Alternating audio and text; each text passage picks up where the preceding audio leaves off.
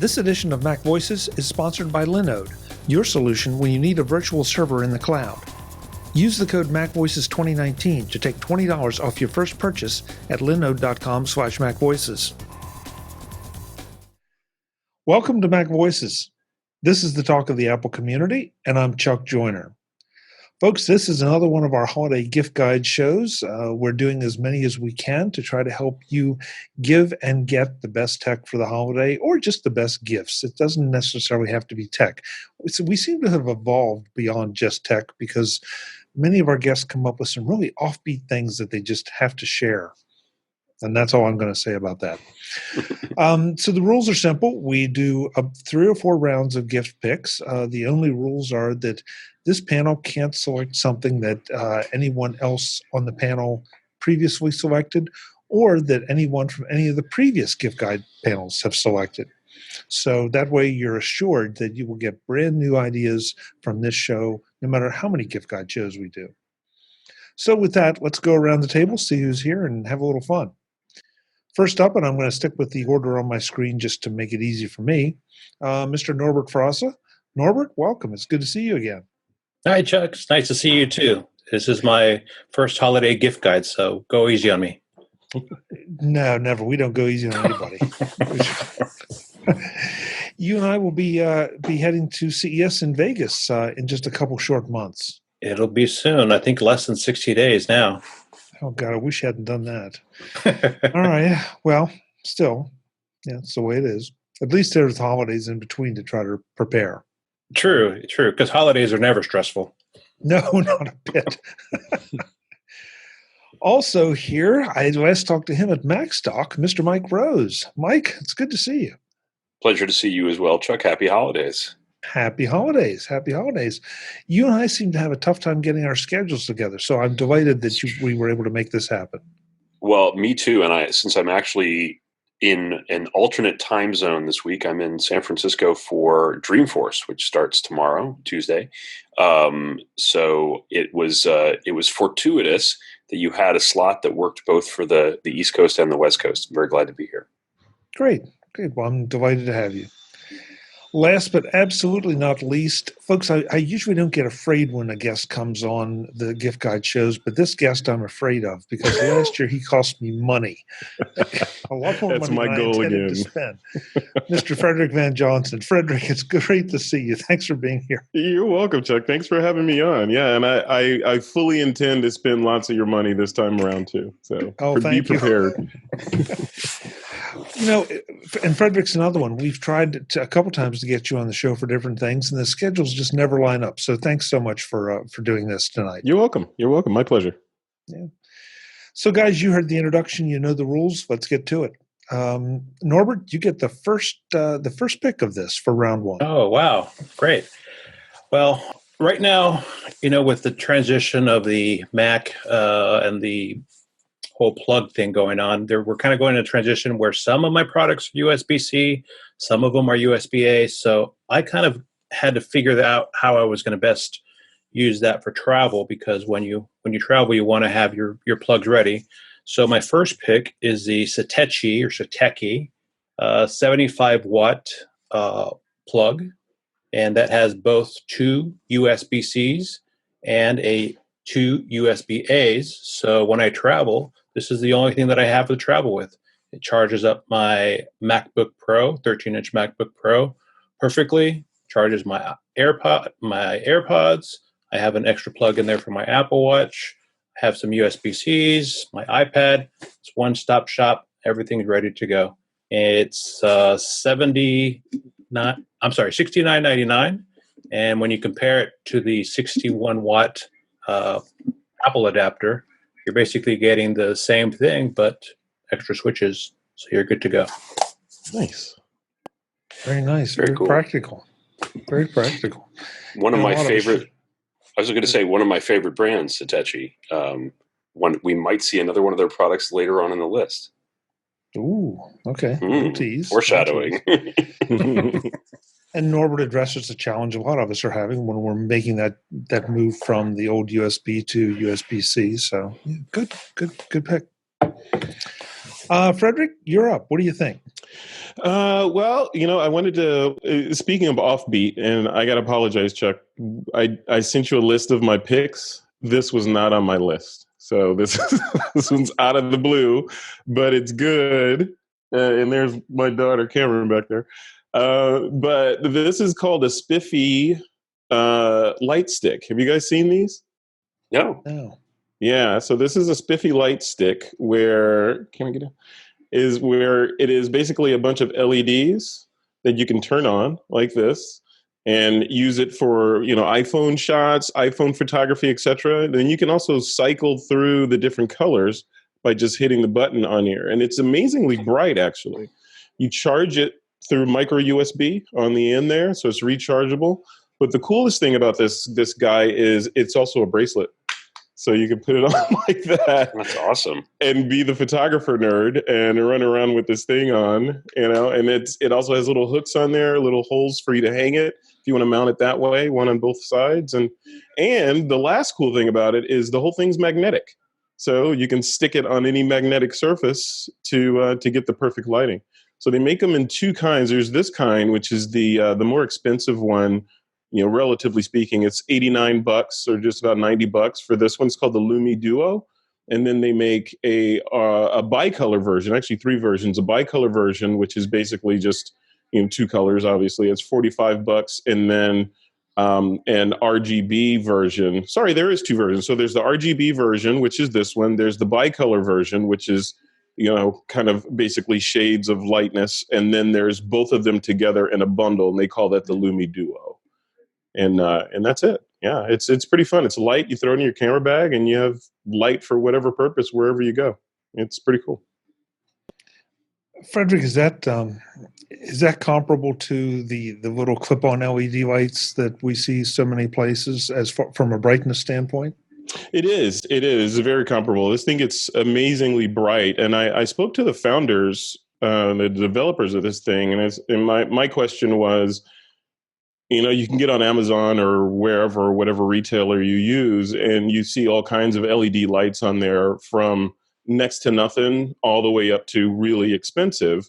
So my question was, what makes this one different? And his response was color accuracy. So this one's designed for advanced amateur and pro photographers that need that repeatable color accuracy versus just spitting out any kind of colored light, for entertainment purposes. So it's closer to being a tool than it is to being a toy, I guess. But it still has toy characteristics. It looks like a toy. It feels like a toy. And, we're all nerds and we kids at heart. So I love it. It's fun to play around with. And honestly, I think this would make a great stocking stuffer, which is why I wanted to talk about it on this show. But so far, because most of my phone photography is with the iPhone, which you don't really need a whole lot of light for it these days, external light, unless you're doing creative stuff. So I haven't had a chance to use this that much, but I plan to put it to use over the holidays. We'll see how it goes. Great. Nice pick. Thank you. Okay, I'll put that on my list. I told you. Oh boy, here we go. I have more.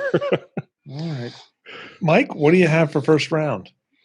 Well, since Norbert already brought up Satechi, as mentioned, I've got the Satechi, a different Satechi product. This is another USB-C adapter. So as mentioned, when you're switching from previous gen to current gen, you definitely need a lot of peripherals. But the nice thing about this one is it really has everything I might need in a very slim profile. So this starts off with, on the backside, USB-C power, micro SD card input. On the facing end, we have another USB 3 port, of which there are 3 on here, full-size Ethernet. And then on the broad side, we have 2 more USB 3 ports. We have HDMI, and what really distinguishes this one is a mini display port. So for a lot of folks who find themselves in using other people's monitors, not in every circumstance are you going to find an HDMI cable. You might find that you have a mini display cable. This is certainly true in my office, where most of the monitors in our open plan, we might find ourselves sitting at any desk, but they almost all have mini DisplayPort connectors. So for me, having this to be able to throw in my bag or throw in my kit is really useful. This one was about $99. It's held up quite well. The time that I've had it, I probably had it about 6 months, and it works great. I have so far. I don't think I've ever bought a Satechi product that I haven't liked. No endorsement money has changed hands. It's just a brand that among all the anchors and the jackeries and all the different sort of brands that bubble up in terms of adapters and connectors and cables, this one has been pretty consistent. They've shown some interesting ideas around product design, as Norbert mentioned with the power supply earlier. So this would be my first pick, the Satechi Mini DisplayPort USB-C adapter.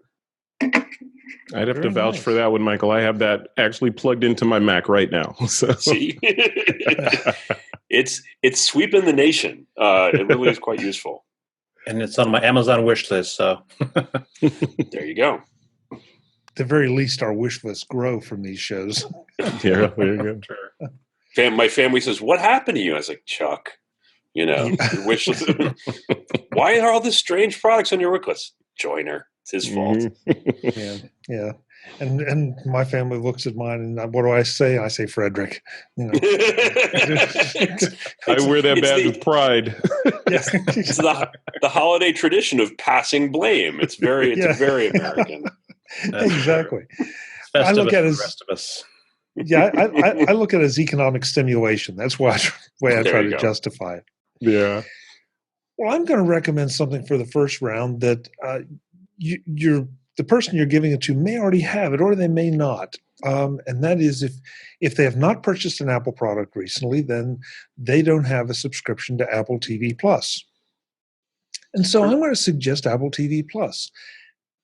I'm surprised I'm recommending Apple TV Plus because I don't watch that much TV, but I have to say that I've been really impressed so far by the shows that I've partaken of. I've watched a couple episodes of C. I've watched a couple episodes of For All Mankind, and much to my surprise, I've watched a couple episodes of The Morning Show, and have really enjoyed all three of them. There was a lot of concern when Apple TV Plus was announced, and as the progress was being made toward its launch, that Apple was trying to do family-friendly stuff, and that was going to homogenize it down a little bit. And nothing has been further from the truth. I feel like any of these shows could be at home on Netflix or Hulu or Amazon Prime or wherever. That's not to say I'm endorsing violence or profanity or anything like that. But it's just it's the world today, and these shows are engaging. They come up with characters that you care about and want to see what happens to them. And those are just the three that I've watched so far. There are several others, more coming, and it just seems like a really, really good deal when you consider how many of these shows you're getting, just from a time standpoint, how many shows you're getting and what you're paying per month versus, say, going to one movie a week in the theater. So to me, it's a really good value. You can watch it on any of your Apple devices, your Mac, your iPhone, your iPad, and watch it obviously wherever.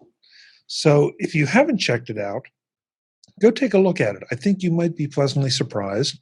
And of course, if you have an Apple device or have purchased an Apple device in the recent past, you get a rather protracted free subscription with it. So that just gives you a chance to maybe look at it, preview it a little bit, and see if you agree with me that it's worth gifting. Guys, how about you? I mean, I'm sure everybody here probably has something they've purchased that gave them a free subscription. Yeah, Apple TV Plus. I purchased the new iPhone, and that came with a year of Apple TV Plus. So why not check it out? And so far, I've been, I much like you, Chuck. I went into it thinking it was going to be sort of a, this sort of lackluster first effort. Especially going up against guys like Amazon, for example, and Netflix and Hulu that have been doing this forever. And now Disney Plus, and having Apple jump into that ring when they've had some false starts before on sort of media distribution. So I went in thinking that, okay, I'll try it for a year, nothing to lose. But the quality of the shows I've been I've been really surprised with. But then on the other hand, if you have a market capitalization of $1 trillion and you decide to do something, you should probably be able to do it better than the bootstrap guy, right? So yeah, I'm pretty pleased with it. My favorite show on there so far is C, the one with the sort of post-apocalyptic future when everyone loses their sight and they have to sort of survive in that world. But yeah, it's an interesting service. I'm happy with it so far.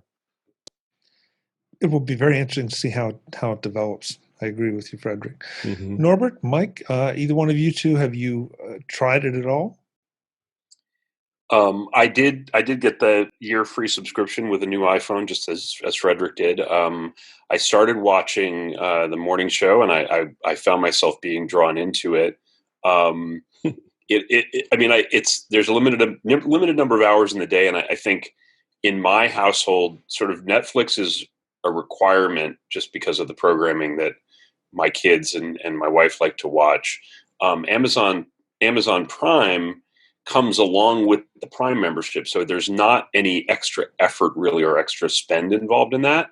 And the stuff that's on the bubble right now is Hulu, Disney Plus, and Apple TV Plus.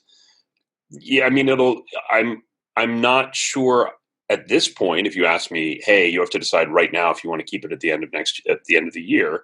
No, it hasn't pulled me in enough to validate that. But I think I'm going to reevaluate, 3 and 6 months in, and maybe this will be the thing that gets me to, turn down that Hulu subscription. I will say, having just explored a little bit of Disney Plus, that is sort of their tagline. I think is the world's best stories, or the best place for the world's best stories, something like that.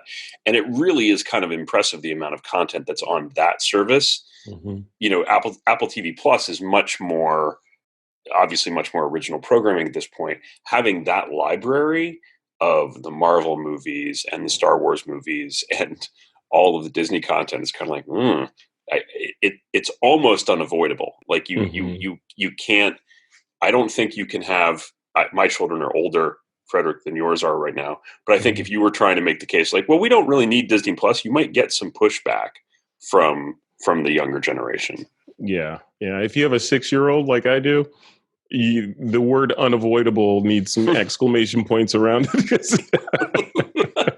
I had no choice. I literally had no choice. Had to happen. Yeah. Or even if you're 46 like me, Disney Plus was a no-brainer for me. I've just been engorging it, watching The Mandalorian, catching up on all my childhood movies that I was like, oh, wow, that's on here.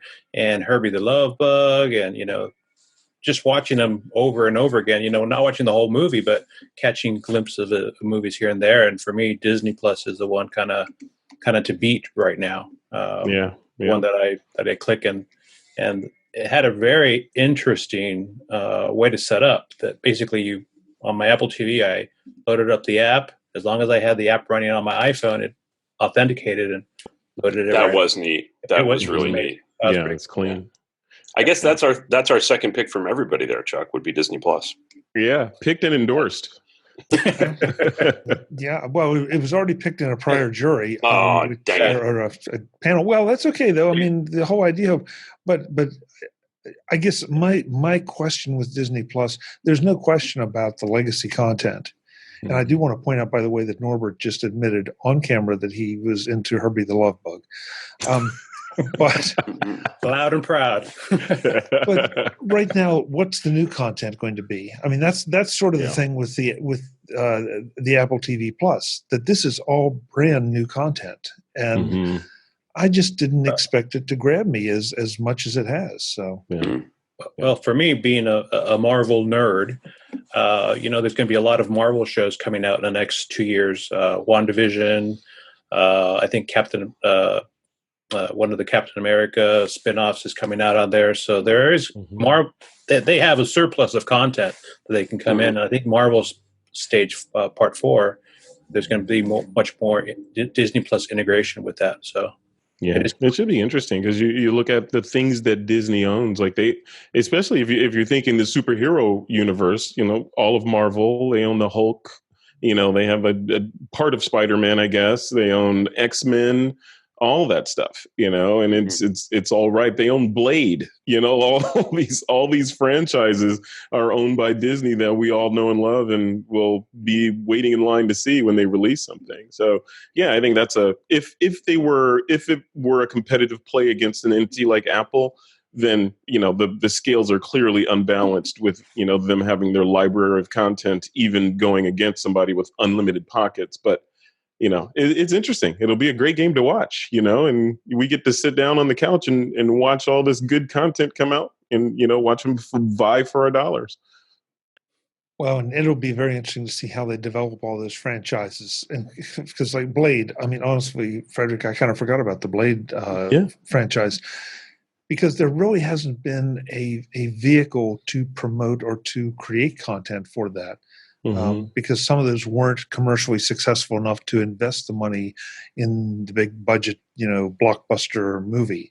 But, could they do it for like a limited run video series or even an animated series? I mean, there's so many possibilities here. It's going to be very interesting to see how everybody attacks this. And of course, let's not forget on Apple TV Plus, Snoopy in Space. So, yeah, there you go. There you go. I mean, one of my favorites. Yeah, I'll tell you about my last thing to say on the Disney Plus thing is my guilty pleasure, like Norbert, about sort of growing up, the things that we gravitated to. I don't think I ever missed an episode of X-Men, the animated series. So they have all of them there. So I'm somewhere in season 2 right now. I'm going to have the theme song going through my head the rest of the night. Thanks, Frederick. I just was going to say that. I can literally hear the opening notes right now. It's all there, man. It's all there. Okay. Well, this was an interesting first round, and certainly the discussion that ended it up. All right, so Norbert, kick us off for round 2 and see if you can get that tone out of your head. Okay, I'll try. It's hard. So my next pick, I know someone already picked the Wemo Switch, but I have switched to another smart plug, and that is the iHome. And I think the brand is, give me 1 second here. It's the iHome ISP6X. It's a smart plug. They started off at $30 a pop. However, last year I was able to get on Black Friday, so you have to watch out for Black Friday. I was able to get them for 50% off. They had some sort of strange promotion. You can buy a total of 6. And now my home, it's all smart plugs. Cool. Smart plugs everywhere. I have routines that tells me when to turn off. It tells me when to go ahead and shut down for the night, and TV time is over. So I've kind of automated my life, and I have had 0 issues with setting it up. It works with the lady in the can, whether she's Google or whether she's Amazon or whether she's Apple. Whoever the lady is in your house, she'll go ahead and listen to them. So it works with all 3. So it's kind of future-proofed a little bit. And it's really, really easy to set up. The HomeKit code is right on the back of the plug right there. Nice. Go ahead and scan it, and it's good to go. Very nice. Very nice. So home automation makes its first appearance in this panel. Okay. Let's see. How was I doing? Mike, you're up. Okay. So I'm going to recommend the new DJI Mavic Mini, which is the latest drone from DJI. I think it's the latest one they've introduced. So there have been a couple of models of sub 500 gram drones from DJI. The Spark, which is the one I have now, and the Mavic Air, I think, is just over that limit.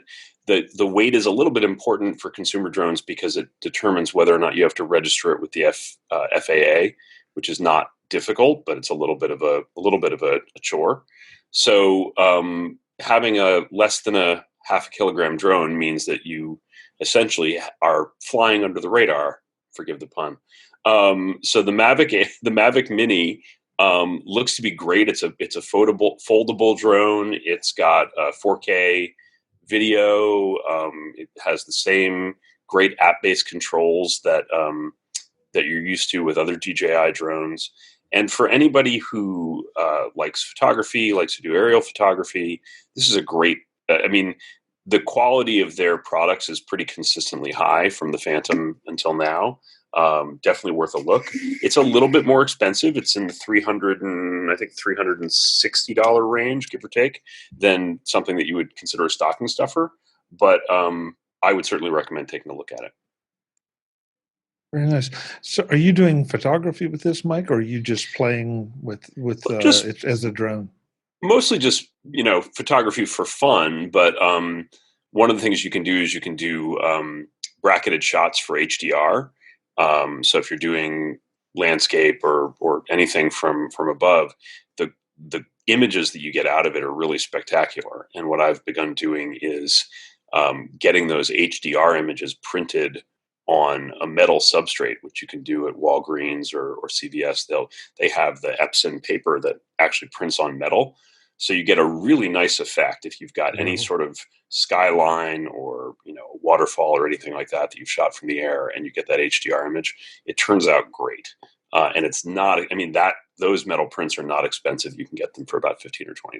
So you can in turn create amazing presents for your friends and family that look like professional art prints, but are something you shot with your drone and then got printed at the drugstore. Great. That's another one I need to add to my list, because I've looked at those and they're really tempting, because like you say, they're small enough that you can probably just pop them out anywhere and fly them. So. I want one of those so bad. What's stopping me is I think you can own it. Michael, is it true that you can only order those from DJI directly right now, or are they available other retailers? Question. I haven't shopped around for the Mini. Generally you can get them on Amazon, but it may be constrained enough right now that you can only get them directly from DJI. Yeah. I want one, and I have a Amazon Prime condition where I can't wait more than 24 hours to 48 hours at the max for things that I impulse buy. Sounds like the beginning of a pharmaceutical ad. If you got an issue with immediate gratification for things you order online, you may have primeitis. Exactly. Yeah, and we have a drug for that. Side effects may include brokenness. Side effects may include lighter wallets. Bankruptcy, all that. So we've now established that Frederick can be trained, is what it amounts to. Yes, it's corrective behavior. Yes, sit up and beg for your drone, Frederick. I know. Hey, I have a birthday coming up, so believe me, a lot of that's been going on. Hint dropping. I've been an expert hint dropper. So. Yeah. Well, are you going to recommend another drone, or are you going to go with something else for this? I'm going to do something else. So this panel, I have you guys in Zoom on the grid view, and it looks like one of these things is doing its own thing kind of show, with you guys all having your AirPods and me not. So I'm not wearing AirPods, but I do own AirPods, and my pick is a company called Colorware.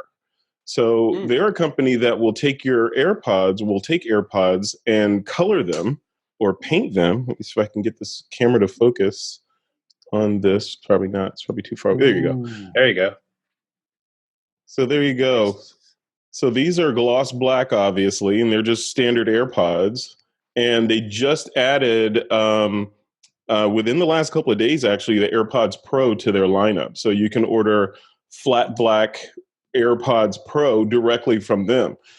Now the catch is it's not free. so the AirPods Pro is, if you guys know, where they're roughly $200, $250, right?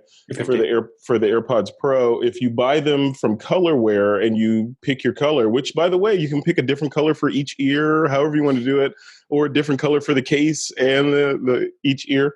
But they retail at $389 if you want them. If you want to be different and have colored AirPods versus the standard white ones, which is $139 more than just your normal off the rack ones. But if you're fashion conscious and you want to be a little bit different than everyone, you can get your bright red AirPods, and be running around. So yeah, I like them. These were, just to go on record, I did not buy these. These were a gift. So I don't know because I'm a cheapskate. I don't know if I would spend the extra $139 just so other people could have the pleasure of looking at my AirPods in a different color. But you never know. I might, but something to consider and investigate at least if you're looking to buy the gift for the person that seems to have everything. So.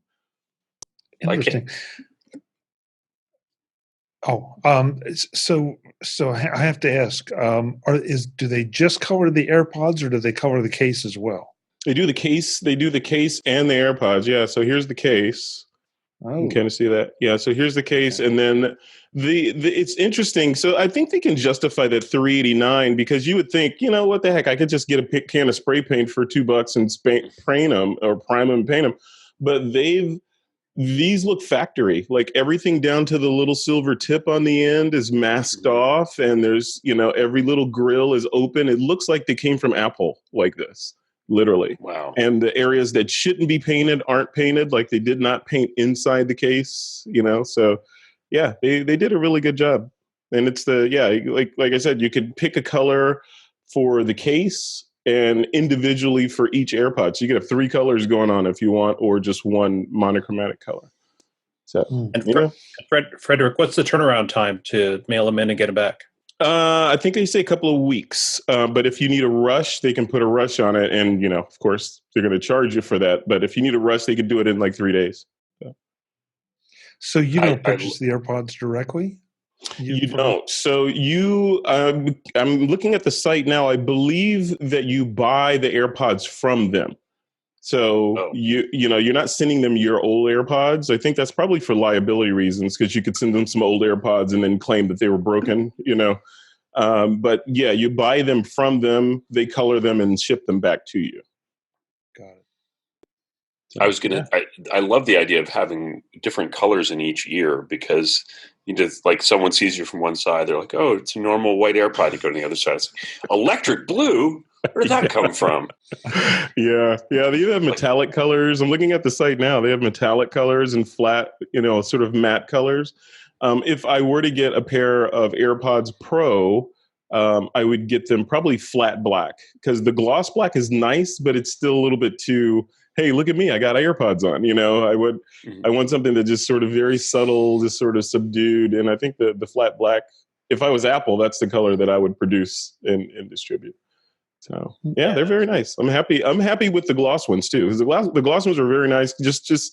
It's hard to articulate having AirPods in there that don't look like everyone else's AirPods, but then again, the negative of it is people are like, are those AirPods? Now it's a conversation starter, and you got to have that talk, and you're a colorware salesman. So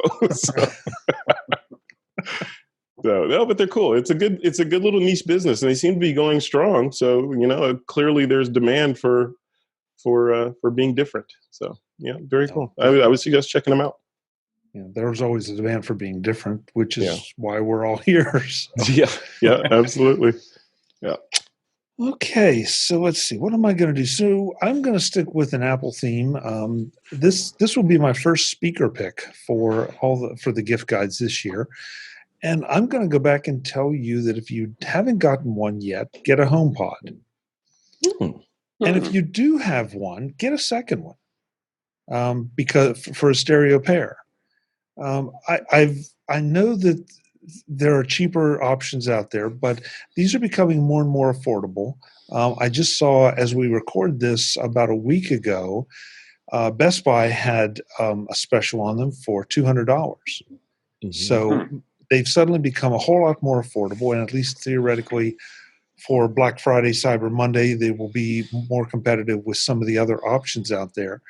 But I will still put this up against just about any other speaker system I have for the living room, and especially as a single speaker system.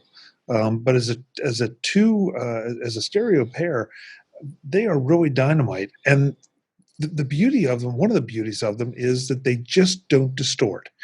You can set them to 10 or 100% effectively, and they are built so that they do not distort. So it can be really, really loud without that obligatory distortion that seems to plague just about every other speaker out there of any kind. And I love the integration with the Apple ecosystem. I love being able to walk into my house and say, hey, you know who, play this. And the speech recognition is really, really good as far as I'm concerned. You will have to learn exactly what to say, that I want to hear this track maybe from this album. But I found that to be a lot better than it was when they first came out. And you have some of that too with pretty much any of the smart speaker systems. Of course, I'm an Apple Music subscriber, so I've got access to the entire library. So if I've just heard something on the way home or somebody was talking about something or read about something, I can walk in the house and say, hey, play this. And it does it. It's there. It's that easy. So I don't care what color you get. Just go get a HomePod. I think you will really enjoy it. Do they plug in? Does the HomePod plug in or support Apple Podcasts? In other words, can you say play MacVoices and listen? Frederick, I'm not sure. I think so. I know that I can. At the very least, I can AirPlay from my phone. Mm-hmm. If I'm listening in the car, I can come in and AirPlay it to the HomePod. Cool. So that's pretty easy. But yeah. Frederick, it does support podcasts. Basically, when you sign up your HomePod through the Home app, that one Apple ID that is subscribed to it on the Home app is the same one that'll go ahead and pull your podcast list from. So I have all my podcasts in there, and in the morning when I'm making breakfast or whatnot, I'll listen to a podcast, and then when I get into my car, the podcast syncs. That's the great feature for me is the syncing of it, the whole Apple ecosystem. Yeah. So I get into the car and I continue listening to my podcast on the way to work.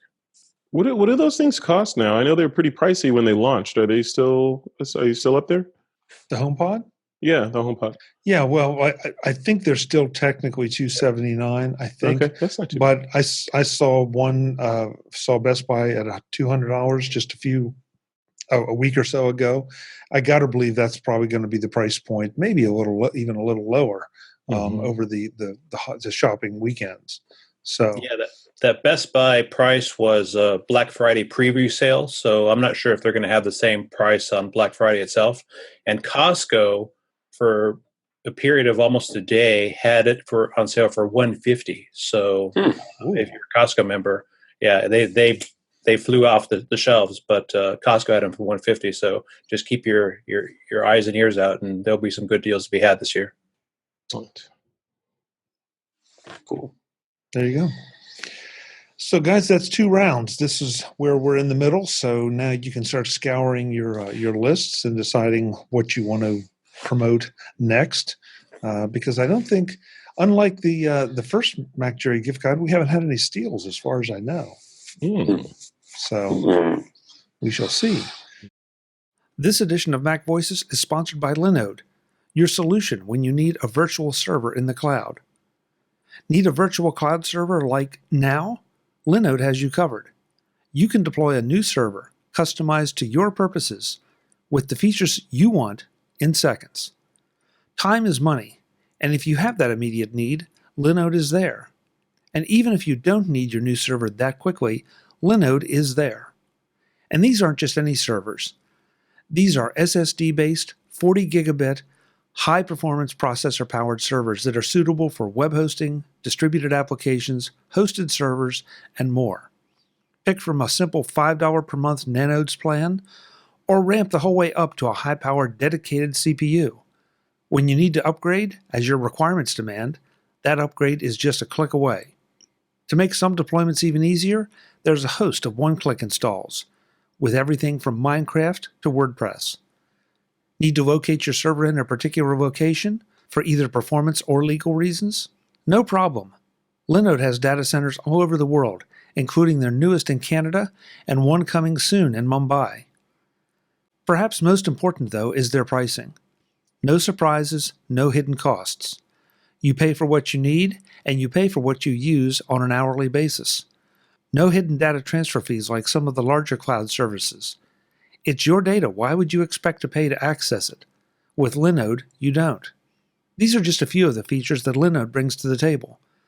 I want you to visit linode.com/MacVoices right now and see what all the fuss is about, and take $20 off your first server package. Again, linode.com/MacVoices takes $20 off your first server package. You've been thinking about that virtual server all your own for a long time. Make it happen today with Linode. Thanks to Linode for their support of MacVoices. Norbert, take us into round 3. Well, the next, I'm going to go ahead and combine kind of 2 items in one. So I apologize for kind of taking that. And this is off of my my wish list, kind of like Frederick. I have strategically printed out the printouts of what it is that I want, and left them in various locations in the home to make sure that they are found. And the first thing is, and I unfortunately I left my my MacBook charger. But you know how you have your MacBook charger when you plug it into the wall? This will be my MacBook charger, so to say. It sticks out like this. Well, there's a company called Blockhead from 10-1 Design that designed that little piece of your adapter that you kind of pull out this way, and instead of having it come out this way, the plugs come out this way. So when you plug it into the wall, instead of having it stick out like that, which usually it'll fall out, it'll go into your outlet kind of like this, which is pretty cool. Yeah, flush with the wall. Yeah, and that's $19.95 on Amazon. The other thing that kind of goes with this on the MacBook charger is, unfortunately, I feel that the MagSafe will never be seen again on any Apple laptop, at least for the time being, and that's one of the things that I really miss. So there's a company called ilovehandles.com that produced what is called a Tug Plug. So you plug in your normal USB-C into your MacBook, but what's different is that the plug itself, when you plug it into the wall, and I don't have one, this is just for simulation, that's the piece that breaks off. So if someone's running down, they plug the cord, it'll stay probably connected to your laptop, but the plug off, it will go ahead and pull out. So you kind of have the best of both worlds, where you have USB-C charging and USB-C, and you have that magnetic snap off, so your laptop doesn't go flying as if you pull on the plug. $19.95 for one, and $49.95 for a set of 3. brilliant. Wow, I didn't realize that inexpensive, Norbert. That's not bad. Yeah. Wow. It's really nice.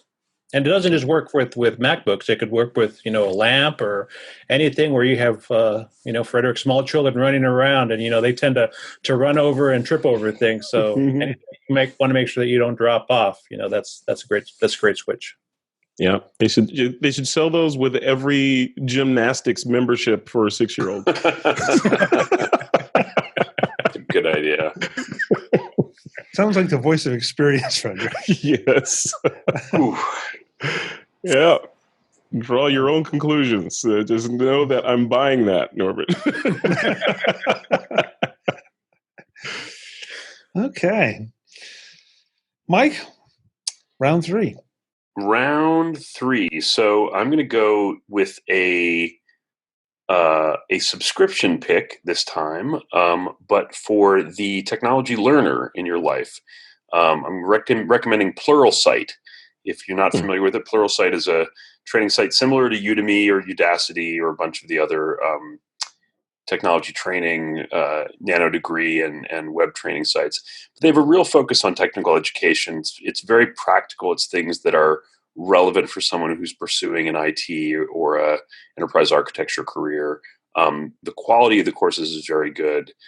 Their support is excellent. Their software is pretty good. Their iPad app lets you download courses offline and do them when you have time. And I'll pair that with a secondary recommendation. If you are not shopping for somebody who is a technology professional or a technologist, but rather for the, let's say, older relatives in your family, and you want to give them some opportunity for learning, I can recommend lynda.com, which is now part of LinkedIn Learning. The great thing about Lynda is that if your friends and family have a library card, in many cases, their local library will have an arrangement with LinkedIn to provide Lynda for free. So before you go and buy that for your friends or family, check with them to see if their library actually supports that extended subscription. If it does, then you just have to point it out to them and say, hey, I got you something. You didn't even know you had it. But Pluralsight would be for the technology professionals, and lynda.com through LinkedIn Learning would be for the technology amateurs. Very nice. I've used Lynda before, and it's fantastic. I've taken quite a few classes. However, I think, because today I had to set it up myself, lynda.com is no longer working. They're directing everyone to LinkedIn Learning now. So lynda.com is no longer, it's all LinkedIn Learning. Yeah, the brand, if you go in through the library subscriptions, it's still branded with lynda.com, or at least it was earlier in the week, but I haven't looked at it today, Norbert, so maybe they cut it over. Yeah. But the old link, the lynda.com link will still work. It'll still work. Yeah. It'll self-direct. Yeah, and as I recall, I mean, even back when it was just lynda.com, they were just constantly adding things, and I think that has kept up as LinkedIn took it over, and now there's just an amazing number of courses you can take on a ridiculous number of subjects. It's true. And it's really, I mean, it also lets you, get it at your own pace. So it's not the sort of thing that's intimidating. It's intended for folks who are maybe new to a technology. For example, I've been recommending people go there to try to learn WordPress. So it's a good place to start. You're in a pretty serious mood tonight, Mike. Well, I'm a little jet lagged, but I don't know. Just because I'm like trying to help people improve. I don't know. Yeah. Well, just serious practical picks. I like it. I like think that get connected. Well, I don't think the drone was that practical pick. I'm gonna lodge a protest there. Very impractical, actually, to have a tiny little helicopter that sits in your pocket. I mean, that's crazy. But you also justified it by saying that you could produce Christmas presents for so. I guess for me, Chuck, the holidays are all about helping other people. So if you want to call that serious, then I guess I'm serious about it. Okay, I'm not gonna fight it. I'm not gonna fight it. I would. Yeah, it sounds like you shouldn't. That's not a winnable situation. No, he put me in my place. I know. I just trying to justify it to myself, I guess, maybe. Yeah, there you go. Frederick? All right. So I had to pick through. I have a couple of different options that I wanted to recommend. I think for the second to last one, I'm going to go with Blinkist. Have you guys ever heard of Blinkist? BLINKIST.com. So if you remember from school, you remember the whole idea of Cliff Notes or book summaries where you could sort of just blast through them and get the gist of the book, without having to go through the entire book. Imagine that fast forward, but applied to your favorite, productivity and other books, like books from David Allen, et cetera, et cetera. These are those books that are condensed down into 12 to 15 minute basic ideas, the gist of the book without all the, the fluff and the pomp and circumstance. You want to just get the concentrated, what is this book? What are they trying to teach me in this book? They distill it down to that, and you can get it on Blinkist.com. It is, like I said, at Blinkist. I'm trying to look at the pricing here. So the pricing is, this is a gift, so I have no idea what it costs, and I can't change it. But I want to say it's reasonably expensive or inexpensive. I want to say it's like $19 for a 2 to 3 month window of time. But you'll see if you go over to the site. But it's kind of like it's almost like an audible.com, but with, this library of very short books that you can just sort of consume to get the idea of what the topic is that they're covering. So yeah, I'm a fan of it so far. And it is that, and my last pick. Actually, I want to combine these two picks because these two picks go together. So Blinkist is perfect for, the AirPods, person in your family or you guys, especially if you have the AirPods Pro for, you can put on the noise canceling or the transparency mode. But with So I would recommend that for content and just sort of matrix style fast learning. And then on the other side of it is an app called Dark Noise that I have. It's called Dark Noise. Just search for that on the App Store. And it kind of does what you think it do. It's a noise generator, but it generates, they have a library of different high quality sounds in there that you can listen to that while you work, just to put you sort of in that Zen state of working, or before you go to bed, or if you just want to have privacy. You put that on and you don't feel like listening to music or spoken word. You put that sort of ambient sound in the background, and it's really, especially with the new AirPods Pro, it really feels like it transports you to somewhere else, because those headphones isolate the rest of the world, but then you're sort of generating your own world inside. And one of the newest sounds that they added to their library is called Starship. So it sounds like you're standing on the deck of the Enterprise, that sort of ambient hum that they have in there. It's playing that. So you walk around your house, pretending like you're Jean-Luc Picard or something, with the ambient sound in there. And it's fun. I didn't think I'd like it as much as I like it, but I got it to sort of help with insomnia and focus while I'm sitting here at the desk and working on things. And it's little simple things. You'd be surprised. They make a big difference in sort of isolating out dogs barking, gardeners outside doing their thing, kids with basketballs walking down the street. It's all gone, and you could choose to be sitting by a tropical waterfall or on the deck of the Enterprise or in a rainforest, wherever you want to be. And it really works, especially with some really good headphones. So yeah, I'd check that out. It's called the Dark Noise app. Okay. Couple things on your pick, Frederick. First of all, everyone on this panel read all of their books from cover to cover. None of us use Cliff Notes. and number two, nobody did. Don't admit it. And secondly, you just cost me some money too. So great pick. Good. Yeah, it's good. I think you'll enjoy it. Yeah, that sounds like a really, really good book. And I'm intrigued by Dark Noise because I use an app to sleep called White Noise. Mm-hmm. And same thing. Some really great sounds, but it doesn't sound like it's as fully featured as what you just described. So you'll enjoy Dark Noise. It's got a ton of features, most of which I haven't scratched the surface on. But one of the features, if you're into automation, like it sounds like you guys are, if you're into automation, you can actually trigger sounds based on different events into your headphones, which is kind of cool. So I haven't tried it yet, but and I don't use that much automation through, the lady in the can. But it sounds like you can, have it trigger a different sound set when you either different times of day or depending on the location that you're at. If you're going to be on a train every day at a certain time and you want to hear this particular kind of sounds, you can have it come on. So yeah, it's kind of interesting what you can do. So it's almost like a new frontier of this sort of ambient noise world now that we have the ability to cancel out all that extraneous noise that comes in with these new AirPods Pro.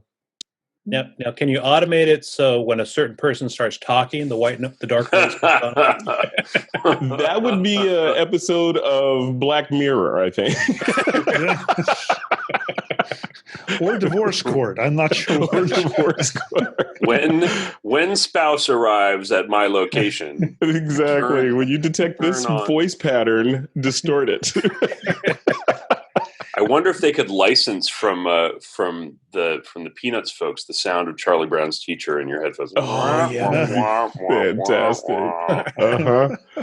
Yeah, you're saving marriages all over the planet, Michael. Chuck asked why I was serious. I got a job to do, man. I got marriages to save. Got lives to save.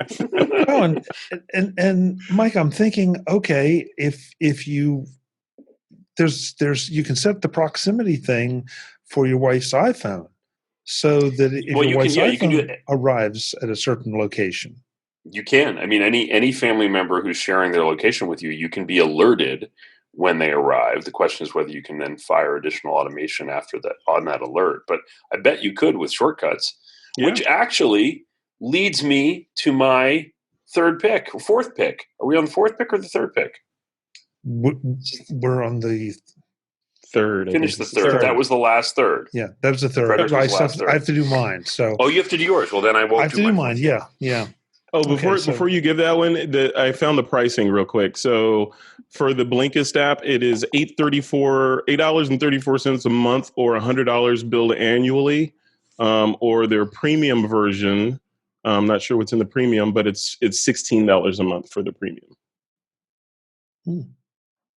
So premium version tells you the books you don't want to read. Just summarize. It's like I could summarize this, but this isn't. You're not going to care. It's not that important. Yeah. There's the Mike I know and love. Well, I hadn't planned to pick this, but I thought I would. I've been using this throughout the show, and nobody knows it. But I'm just getting over a cold, and I have that annoying cough that just kind of hangs on and hangs on. And the last thing you want me to do is hear me cough into the microphone. And I have it's called a shortstop foot switch that cuts my mic out if I need to cough or there's some extraneous noise or something going on. I will demonstrate it now because I'm just going to keep on talking. Ooh, and creepy. now I bring the switch back up and it's gone. Oh, nice. And the great thing, I've tried a couple of these, and the trouble with so many of them is once you put that switch down, there's just an audible little click, not obnoxious, but it's there. And this one, you don't hear anything. I'm just not there, and then I'm back. So I've been over here hacking my head off, and nobody knows it except these guys who can see me. And I've been doing it to make sure when I'm off camera. But this is a nice little thing. Now, a couple caveats. Obviously, this is a very specific use case. So you need to be a podcaster or have mic time as being fairly frequent. Also, you need to be using an XLR mic. And there are plenty, if you're using a USB mic, there are plenty of USB to XLR and vice versa. So you could still incorporate this if you wanted to. I use an XLR mic for the show, so it's just a simple matter of plug this in line and put it where my foot can reach it, and then use it when you need to. And it's also great because as much as I would like to tell you that I have a sonically perfect room, I really don't. And so if I'm not talking, I usually push this down to make sure there's nothing extraneous going on to distract from whoever is speaking. But it's about $90 to $95, so it's not inexpensive. But I have been using this particular model for years and have had no trouble with it. And I use it almost every show that you don't know about. So go check it out. It's called, I want to make sure it's a shortstop by Proco. And it's easily found, and it'll maybe create some silence for you. I'm buying it right now. I tend to use a software cough switch, an app called Shush, where you can customize the key, but usually leave it set to tap the function key twice, and it cuts the mic, and you do it again, and it brings it back up. But you're right that there's sometimes a little bit of an audible key click, for example. So having a hardware switch like that's very silent would be really cool. Yeah. And I don't have to worry if I'm holding something or whatever. I can, my foot is completely unoccupied. It's not doing anything, so I can always trigger it there. So good to know. Yes. All right. So this is the last round. Mike has already teased us, and everybody needs to be making their final best picks. So, Mike?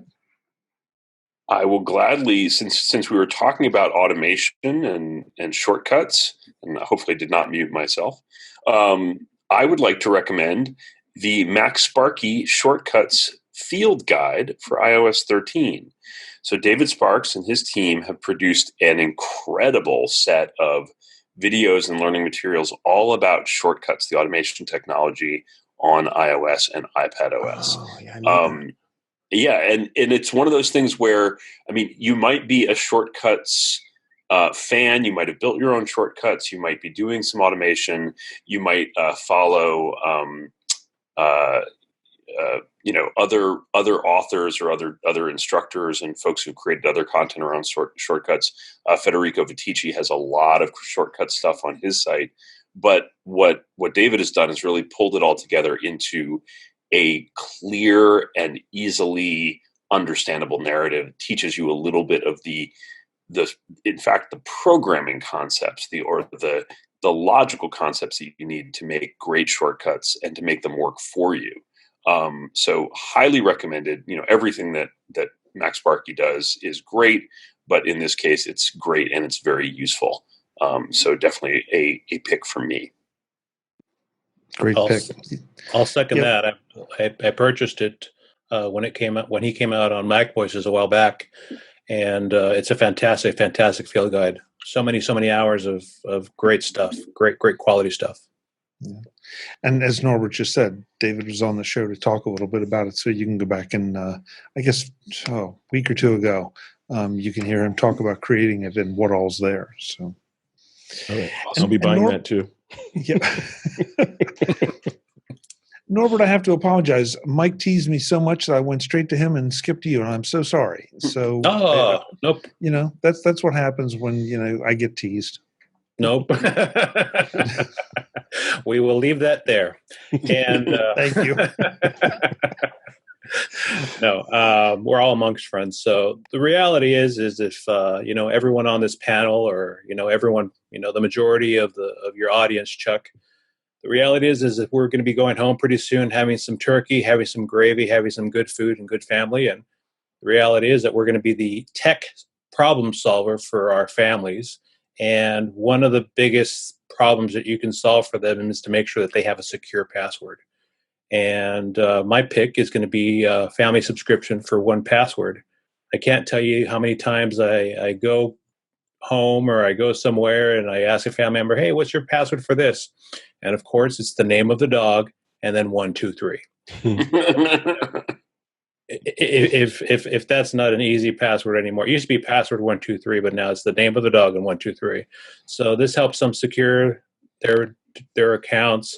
Whenever they get locked out, you can go ahead and go in there and help them with that information as the master person on that account. But it's just so important to have secure passwords these days. There's hackers everywhere.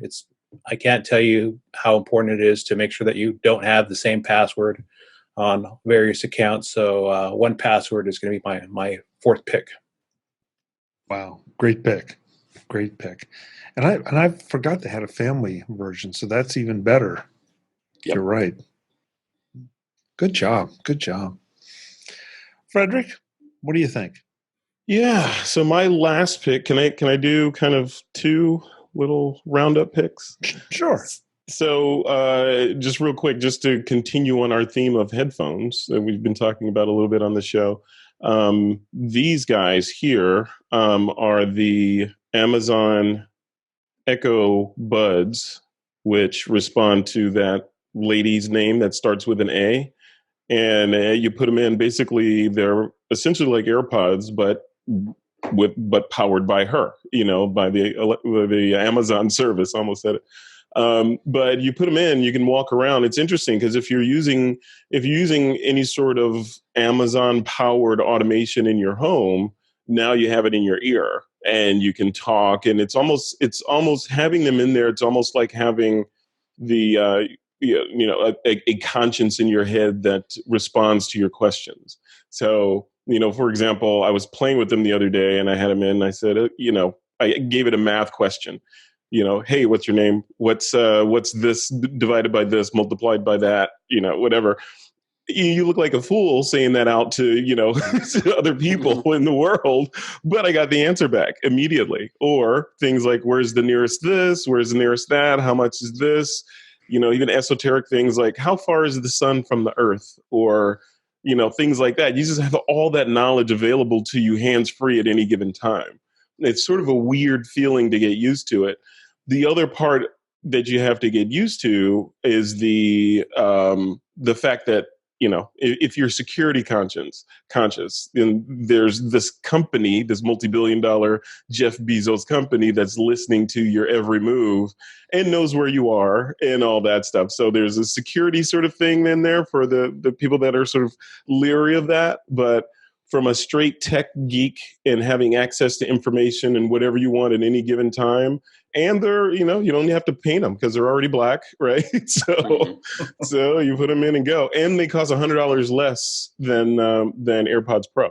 So, and they sound, to me, I'm not an audiophile by any means, but they sound great. They sound comparable to the AirPods Pro to me in terms of overall quality. So they're pretty cool. So that's my first one. The second one is it's unrelated to that, but there's a service that I wanted to share with you guys. If you're not using it, I would suggest giving it a try. It's called Grammarly, and it is a service that connects in through your browser and on the Mac desktop, etc., and basically helps you correct your grammar along the way as you write. If you're anything like me, I'm part of my job is to look at a glowing screen and peck on plastic keys all day, right? So installing Grammarly instantly made me seem much, much more intelligent than I actually am because little kinds of like little crutches that we use all the time that you didn't know you were doing wrong. Like, I didn't know the ellipsis only had 3 dots and not 4, all these kind of things. It just gives you suggestions on, you probably want to do this, or, that last sentence you wrote, Frederick, that was a run-on sentence. You should probably delete this part of it.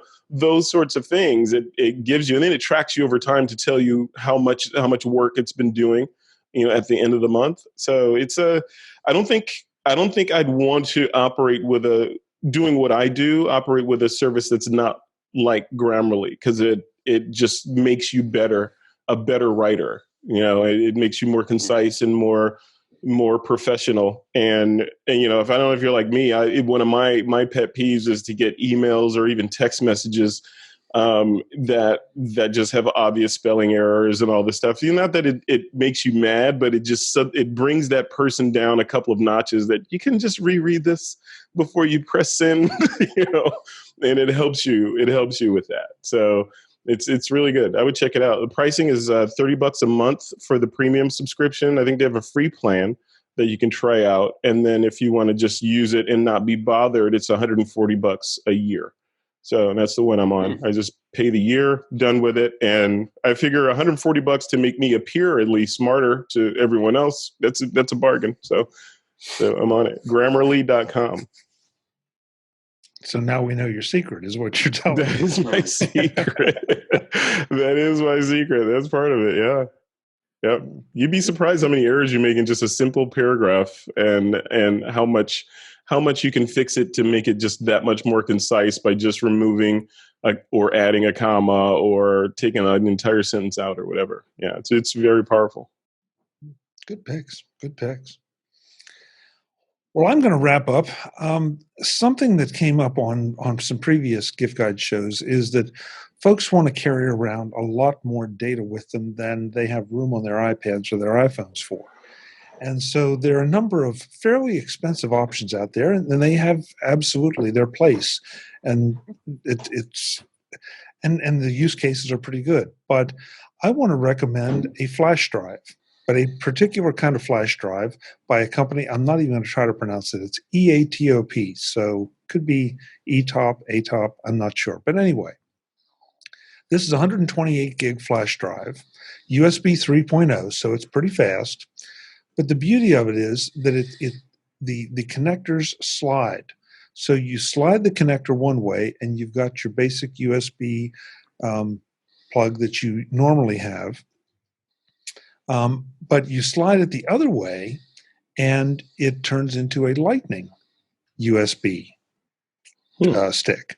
So you can, and of course, when you slide it the normal direction, you can then put a USB-C adapter on it, and it works just fine. So you can move information off of your Mac onto this, and then take it over to your iPhone or your iPad, slide the connector the other way, completely all in one little piece, plug it into the iPhone, and that information is there available just like, especially with iOS 13, just like anything else, so that you can use the documents, or the Files app, or something like documents from Readle, or it also comes with its own utility to move items on and off. So you can put a good 4 or 5 movies on here if you've done any compression on them at all. You can put a whole lot of photos on it, but it's an inexpensive solution. It's a grand total of $20. So that gives you a whole lot more flexibility, and especially maybe if let's say you're taking some photos with your iPhone and you want to make sure, just absolutely sure, that you have a second copy of them, and you're somewhere that Wi-Fi isn't. This is a great way to do it. I've found it to be just super useful, and it's a way that I can take some additional material with me if I want to, and not have to worry about the fact that I'm bumping the upper limits of my iPhone or iPad. So for $20 and 128 gigs, yeah, I can do a lot and take a lot with me. So go check it out. Nice. So Chuck, does that have only Lightning and USB-A? Yes. So it only works with the older iPads, not the new iPad Pros, because it's USB. Correct, but again, you could take. Wait a minute. Yeah, it would work. You'd put a USB-C adapter on do the USB-C adapter, USB-A right? side. Yeah, I'm trying to think of putting it on the Lightning side. You don't need it on the Lightning side. Yeah. So this particular one is built for the Lightnings, but you still could press it into service easily on USB-C too.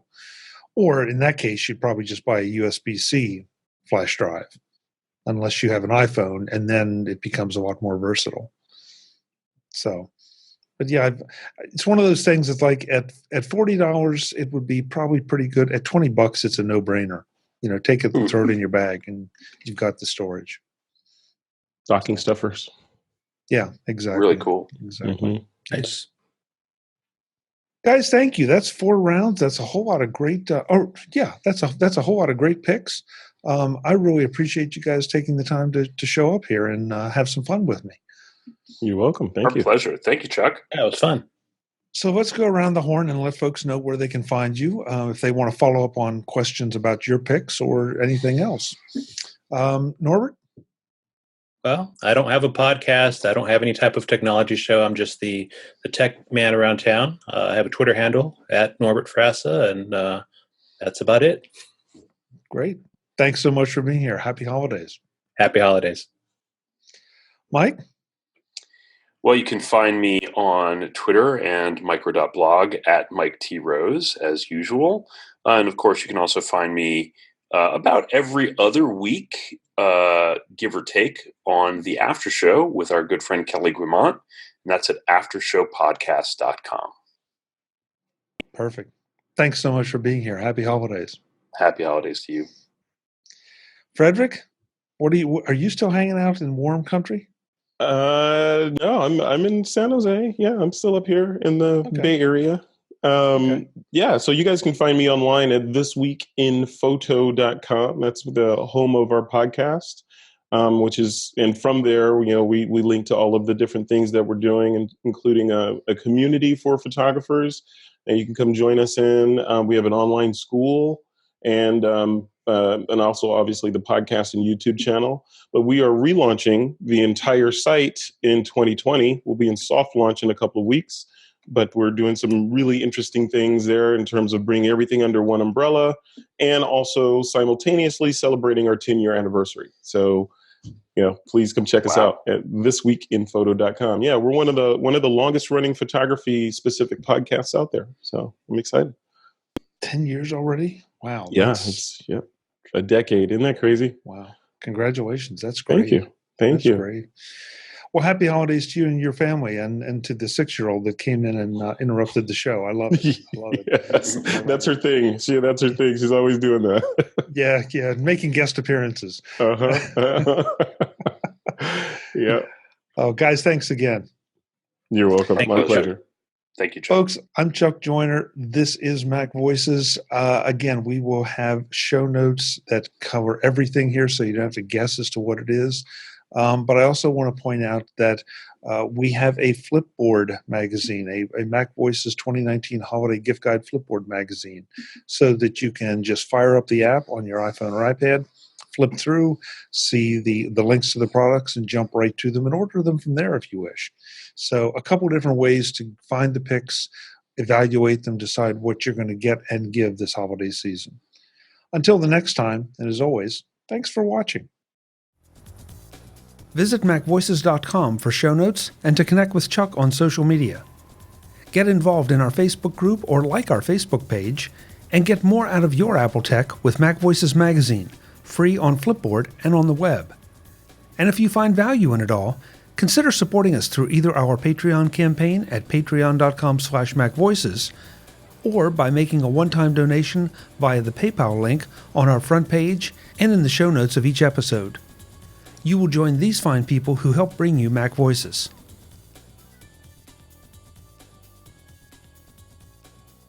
Advertising handled by Backbeat Media at backbeatmedia.com.